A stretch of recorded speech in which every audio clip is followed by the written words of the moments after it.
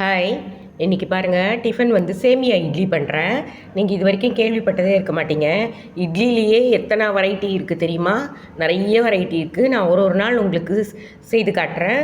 நீங்கள் பாருங்கள், இன்றைக்கி வந்து சேமியா இட்லி. சேமியா இட்லின்னு அதை பாருங்கள். சேமியா வந்து நம்ம நெய் போட்டு வறுத்துக்கணும். அதுக்கப்புறமா வந்து எவ்வளவு சேமியா போடுறோமோ அதில் 1/3 ரவை, பச்சை ரவை. சேமியா மட்டும்தான் நீங்கள் டால்டாவோ நெய்யோ போட்டு வறுத்துக்கலாம், இல்லை எண்ணெய் கூட போட்டு வறுத்துக்கலாம். எண்ணெய் அந்த நெய்யில் வறுத்தோன்னா கொஞ்சம் ஸ்மெல் நல்லாயிருக்கும் கும்முன்னு. இது பாருங்கள், ரவை புரியுதுங்களா? 1/3 ரவை. அதுக்கப்புறமா கெட்டி தயிர், புளிச்ச தயிர் எடுத்துக்கோங்க. அதில் கொத்தமல்லி போட்டுருங்க. அதுக்கப்புறமா அதுக்கு தாளிக்கிறதுக்கு பச்சை மிளகா நீட்டு வாக்கில் கட் பண்ணிக்கோங்க. இஞ்சி நல்லா ஸ்மாஷ் பண்ணிக்கோங்க. அப்புறமா எண்ணெயோ இல்லை டால்டாவோ இல்லை நெய்யோ வச்சு கடுகு, உளுத்தம்பருப்பு, கடலைப்பருப்பு, இஞ்சி, கருவேப்பிலை, அதுக்கப்புறமா வந்து பெருங்காயத்தூள், அதுக்கப்புறமா வந்து பச்சை மிளகா எல்லாத்தையும் போட்டு நல்லா இந்த மாதிரி வதக்கிடணும்.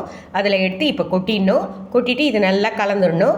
கலந்துட்டு நம்ம பண்ணுறதுக்கு முன்னாடி 1 ஹவர் பிஃபோராக நீங்கள் கலந்து வச்சுருங்க. அதுக்கப்புறமா இட்லி ஊற்றி வைக்கிற மாதிரியே இட்லி ஊற்றி வச்சுருங்க.